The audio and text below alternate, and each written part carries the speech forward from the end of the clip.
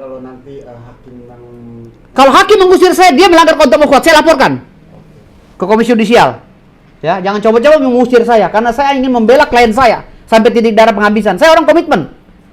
Sudah diberhentikan aja jadi pengacara di AKI, saya pindah. Saya akan terus membela Rasman. Kenapa? Karena itu tanggung jawab saya sebagai pengacara. Saya ini nggak biasa, nggak apa-apa nggak dibayar. Yang penting kerjaan saya nggak cacat. Nggak apa-apa orang menghina saya sedunia. Yang penting orang melihat saya profesional, tidak meninggalkan klien saya dalam kondisi terpuruk. Biarkan kami dikubur bersama-sama di dalam surat ini, putusan ini. Yang penting sejarah mencatat bahwa Firdaus Oyobo adalah pengacara yang solid dengan kliennya dan bertanggung jawab atas kuasanya. Sejarah mencatat Firdaus Oyobo SH telah membuka gerbang demokrasi hukum yang terbuka seterbuka-terbukanya. Sehingga mata dunia terbuka bahwa wajah hukum di Indonesia, di penegakan Indonesia ini beginilah tercorengnya. Bukan saya masalah naik meja, Pak. Kasus yang kita mau bongkar ini ada pengacara yang mau naik pusar. Gitu loh, berkali-kali, tapi dengan bayaran murah. Gitu loh. Ada pengacara bejat yang mau naik poster dengan bayaran murah, dengan coba-coba mengancam, dengan coba-coba mengintimidasi, dan akhirnya si cewek itu ketakutan dan menyerahkanlah sawas petaknya berkali-kali. Kan itu yang mau kita bongkar. Bukan masalah gue naik meja gue nggak sadar. Apakah orang yang nggak sadar bisa dihukum? Kan gue udah sumpah demi Allah berkali-kali, nggak tahu gue. Gitu loh. Bang, soal nanti strateginya gimana Bang untuk tanggal 20 nanti? Gue akan datang. Gue udah bilang, gue udah surat ini ke pengadilan tinggi. Gue akan datang, tetap bersidang. Pembelaannya, strategi Iya. dalam pembelaannya seperti apa Bang? Ya kan, ini kan sesinya tanya jawab. Jadi memeriksa saksi kan, kesaksian Hotman Paris dengan pengacara yang dua itu. Gitu.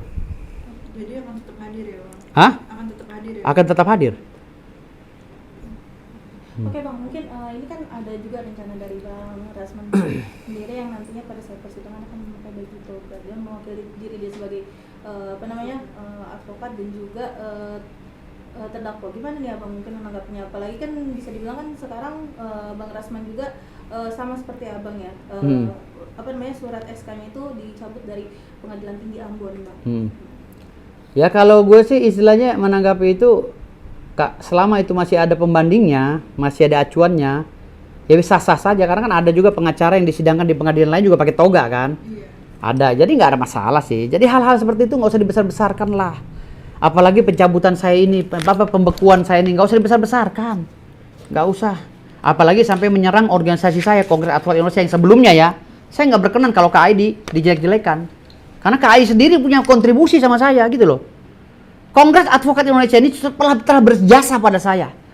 Dan saya pesan kepada masyarakat, tolong jangan dipojokkan gitu loh. Karena memang KAI ini telah berjasa pada saya untuk menjadikan saya sebagai advokat gitu. Saya nggak ada masalah dengan KAI.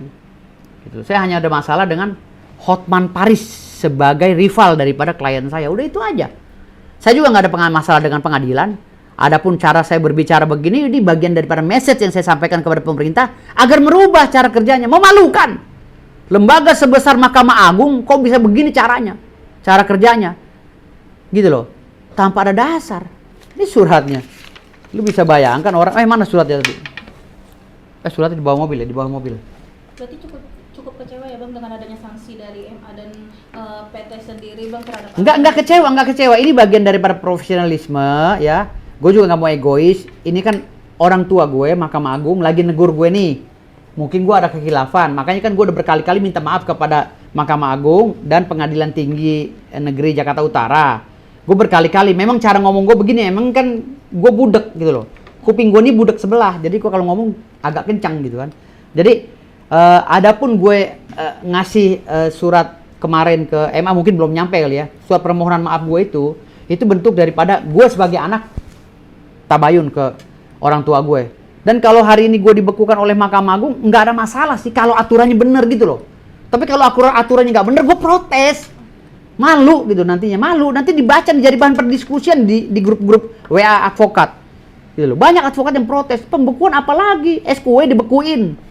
Kebo, kan gitu, gitu-gituin Mak. Jadi kan bahan ejekan. Gitu. Jadi maksud gue di sini, mari kita benahi. Jadi gue nggak nyalakan MA. Ini juga kita harus menjaga juga wibawa MA ya. Gue juga nggak membenarkan perbuatan klien gue juga. Kalau seandainya dia teriak-teriak, gue juga nggak membenarkan. Jadi Tapi ini bagian daripada kekhilafan orang ya, karena mentalnya sudah terganggu ya akibat mungkin proses pengadilannya juga nggak adil, nggak berimbang, ya situasional lah. Hal itu sebenarnya situasional gitu loh, dan semuanya akan diuji semua gitu. Jadi di sekarang juga nggak boleh menyalahkan Mahkamah Agung, nggak boleh menyalahkan pengadilan tinggi juga ya. Ini proses antara anak dengan bapak. Gue anaknya, mereka bapaknya. Jadi istilahnya ya gue coba untuk cara yang profesional dengan mengajukan gugatan PT UN, ya mudah-mudahan bisa dimenangkan gitu kan, dan gue bisa bersidang kembali ya kan. Kalaupun nggak bersidang ya nggak ada masalah kan gitu. Gue punya law firm gitu. Suruh aja sidang pengacara kan gitu. Kantor hukum gue masih tetap jalan kok. Yang penting gue pimpinannya kan gitu. Gue leadernya, dan gue akan memberikan advice kepada pengacara-pengacara yang bekerja di kantor gue kan gitu. Dengan adanya bisa dibilang tuh adanya sanksi dari kedua petinggi ini, mungkin dari Abang sendiri sebagai bentuk pelajaran hidup juga nggak sih Bang dalam dunia advokat Bang? Maksudnya gimana? Iya, maksudnya dengan adanya pemberian sanksi dari PT dan juga MA, mungkin jadi pembelajaran hidup juga nggak sih Bang terhadap Abang? Pemberian sanksi ini kan banyak yang cacat formil, cacat hukum. Bang Rasman aja buktinya dituduh katanya dipecat oleh KAI, padahal dia kan bukan orang KAI. Dia tuh berita acara sumpahnya dari IPHI, gitu loh. Nggak ada dari KAI, dari IPHI. KAI yang mengklaim katanya. Ya udah, itulah urusan dia lah, ya kan. Ini banyak yang cacat formil. Kalau gue sih berbicara masalah gue aja, gitu. Gue takut salah kalau bicara masalah Bang Rasman. Intinya gini, poinnya, jangan salahin Kongres Advokat Indonesia karena pembekuan atau pencabutan SK gue sebagai anggota Kongres Advokat Indonesia itu sudah keputusan DPP. Tetapi yang gue protes selama ini adalah caranya. Gue tidak melalui sidang etik. Itu dulu. Itu cacat formil loh. Putusan mereka nggak sah. Apapun yang mereka bahasakan itu tetap nggak sah karena melanggar kode etik juga. Memutuskan satu putusan yang tidak melalui kode etik itu juga melanggar kode etik, kan gitu. Dalam undang-undang advokat loh. Dan undang advokat itu dijelaskan. Jadi pengacara yang mau dilihat kesalahannya, dipatenkan kesalahannya atau diputuskan kesalahannya harus disidang dulu melalui sidang etik. Yang kedua, Mahkamah Agung belum pernah menyurati gue loh. Dan gue juga nggak pernah ada putusan tentang pelanggaran contempt of court. Contempt of court itu baru dilaporkan ke Mabes Polri dan belum ada pemeriksaan sama sekali. Belum ada satu putusan pun bahwa gue melanggar contempt of court. Sementara acuan dari penetapan Mahkamah Agung tentang pencabutan berita acara sumpah gue adalah contempt of court. Pasal-pasalnya. Pasal-pasal contempt of court dijadikan acuan untuk membekukan surat gue. Sementara contempt of court-nya belum berjalan. Dan nggak akan mungkin berjalan karena 2026 baru berjalan. Gitu loh. Dengan undang-undang yang baru. Contempt of court itu nggak bisa diterapkan sekarang. Gitu loh. Kalaupun ada perbuatan Rasman Arief Nasution ya, yang mengecewakan hakim atau menyinggung hakim karena dia bilang ada oknum koruptor gitu, ya itu harusnya hakimnya yang melaporkan, bukan humasnya. Gitu loh. Kalaupun humasnya yang mau melaporkan, harus ada kuasa hukum, harus ada kuasa hukumnya yang mendampingi atau surat kuasa dari hakim ke humas. Itu konstruksi hukumnya. Jadi jangan berantakan kemana-mana, malu ini. Gitu loh. Jadi kalau kita mimpi menjadi Amerika Serikat hari ini, kita masih 1000 tahun lagi mungkin. Kalau ngeliat konstruksi hukumnya seperti ini. Jadi kalau konstruksi hukumnya masih seperti ini, mimpi kita sama seperti Amerika, apalagi ini.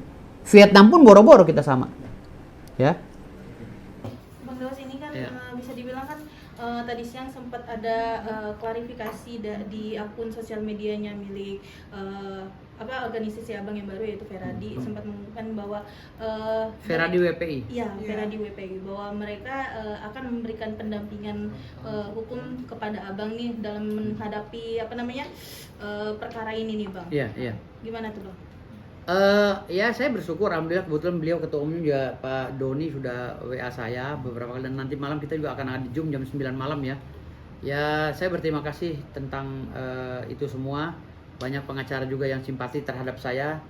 Ya mereka juga akan membantu, dan bahkan juga ada gerakan akan mendemo Mahkamah Agung, pengacara-pengacara pakai toga katanya ya, akan datang ke Mahkamah Agung mendemo karena adanya putusan yang memang cacat ya, jadi nggak pernah ada landasan hukumnya. Jadi ya kita lihat aja nanti ke depan.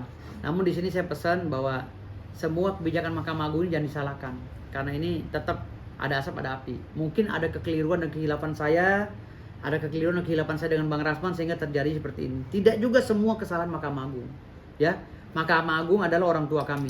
saya sebagai pengacara berlindung dan menanggung di sana. Mereka lah yang menyumpah saya, sumpah saya dengan Allah dilegalkan oleh mereka. Jadi mereka juga tidak bersalah.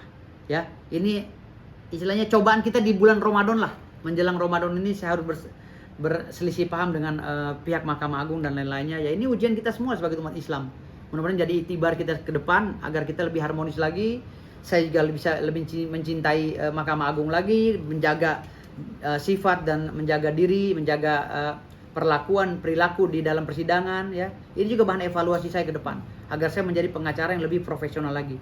Jadi tidak semerta-merta saya menyalahkan Mahkamah Agung, cuman hanya saja ya penerbitan, penetapan, pembekuan ya berita acara sumpah saya itu tidak profesional, makanya saya tadi agak sedikit tinggi bahasanya. Itu aja. Jadi kalau untuk disalahkan enggak, apalagi Kongres Advokat Indonesia, jangan disalahkan Kongres, kan itu organisasi saya. Organisasi Kongres Advokat Indonesia telah membesarkan saya, telah berjasa menjadikan saya advokat. Tolong jangan dipojokkan. Ya. Jadi tetap prosesnya seperti biasa. Saya hubungannya masih baik sampai sekarang dengan ketua-ketuanya. Jadi ya udahlah kita sama-sama nafsi-nafsi. Saya berjuang, yang penting berita acara saya tidak dibekukan secara ini. Kalau dibekukan dengan cara yang profesional saya akan terima. Tapi kalau caranya salah saya akan tegur karena malu. Lembaga sebesar Mahkamah Agung bisa salah prosedur itu malu nantinya ya. Jadi tapi Bang kedepannya Bang kan Abang udah punya gelar hukum tuh udah banyak banget ya sebenarnya. Nah ruang lingkup dunia hukum kan bukan cuma pengacara ya Bang ya.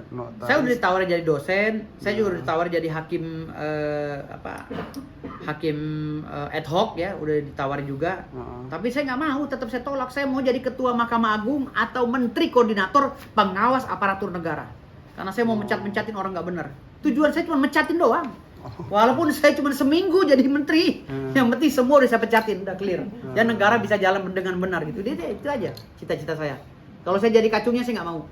Oke? Saya hanya bisa diatur oleh Pak Prabowo. Makasih. Bravo. Thank you Bang. Terima kasih Bang.